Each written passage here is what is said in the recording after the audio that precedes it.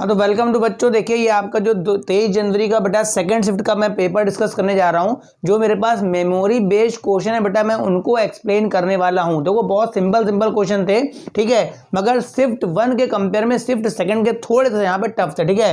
पहला क्वेश्चन तो भाई सीधा एनसीईआरटी का है, पूछा गया है which of the following reaction is the spontaneous. भैया देखो स्पॉन्टेनियस होने के लिए या तो आपको डेल्टा जी पता हो या अलग अलग डेल्टा एच और डेल्टा एस पता हो, ठीक है। अगर किसी प्रोसेस का अगर डेल्टा एच माइनस में होता है मतलब जीरो से छोटा होता है और डेल्टा एस बेटा प्लस में होता है मतलब जीरो से क्या होता है बड़ा होता है, तो वो प्रोसेस हमेशा कैसा होता है स्पॉन्टेनियस। मतलब कुल मिला के डेल्टा एच माइनस मतलब जीरो से छोटा चाहिए और डेल्टा एस प्लस मतलब जीरो से क्या बड़ा। तो आप ऐसा ऑप्शन देख लीजिए, पहला ऑप्शन देखो डेल्टा जीरो से बड़ा, ये तो भाई नहीं होगा। यहाँ पर देखो डेल्टा एच फिर से जीरो से बड़ा मतलब पॉजिटिव, ये भी नहीं होगा।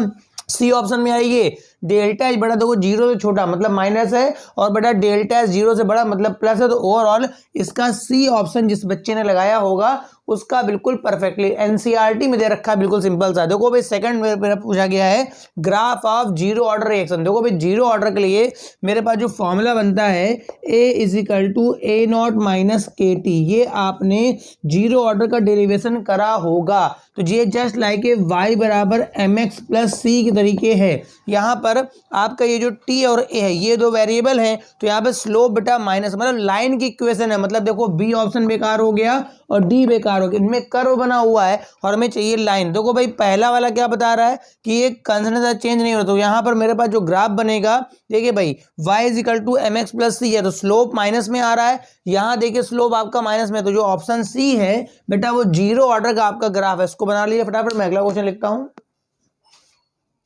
देखो मेरे पास सेकंड क्वेश्चन क्या पूछा गया है, मेरे पास मॉलिक्यूलर फॉर्मूला दिया गया है C4H8O, ठीक है।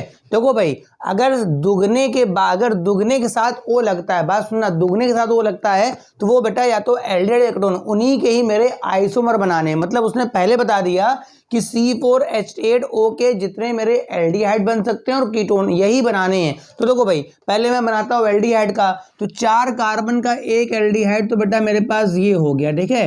एक तो 4 कार्बन का एल्डिहाइड ये हो गया, ठीक है। एक मैं क्या कर सकता हूं, मैं एक कार्बन को किनारे ले जाऊं मतलब साइड में ले जाऊं, बताइए ऐसा भी तो बन सकता है। तो ये भी एल्डिहाइड, यहाँ भी 4 कार्बन और यहाँ, इसके अलावा एल्डिहाइड के कोई पॉसिबल नहीं होगी। अब मैं देखता हूं 4 कार्बन का कीटोन कौन सा हो सकता है, तो कीटोन के मैंने 4 कार्बन ऐसे बना लिए और डबल बॉन्ड ओ कर दिया। अब देखिए डबल बॉन्ड ओ यहां लगाओ चाहे यहां लगाओ, किनारे तो लग भी जाएगा। तो ओवरऑल भैया इसके टोटल 3 आइसोमर्स पॉसिबल होंगे बेटा एल्डिहाइड और कीटोन के, ठीक है।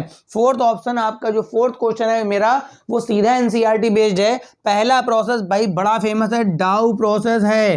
क्लोरोबेंजीन को जब आप NaOH देते हैं इसका सीएल इनर्ट होता है, जल्दी हटता नहीं है। तो हाई टेम्परेचर हाई प्रेशर पे यहां पर मेरे पास पहले बनेगा फिनॉल बन जाएगा। क्या बन जाएगा?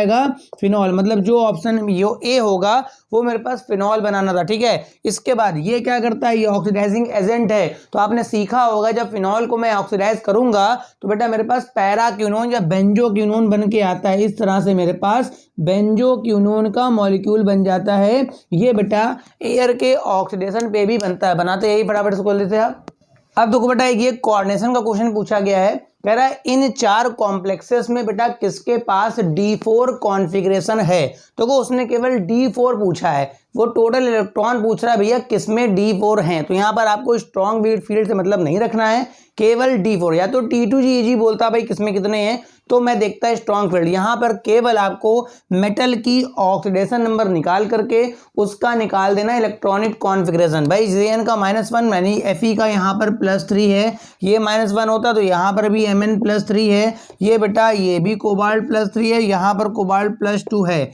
Fe +3 भैया Fe होता है मेरे पास 4s2 3d6, तो जब +3 करूंगा तो बनेगा 4s0 3d5, ये ऑप्शन बेकार हो गया, d5 आ गया। Mn +3, Mn का होता है 25, ये हो गया बच्चा 4s2 3d आपका 5। मगर जब मैं यहाँ से 3 निकाल दूंगा तो ये बन जाएगा 4s0 3d4, काम खत्म हो गया।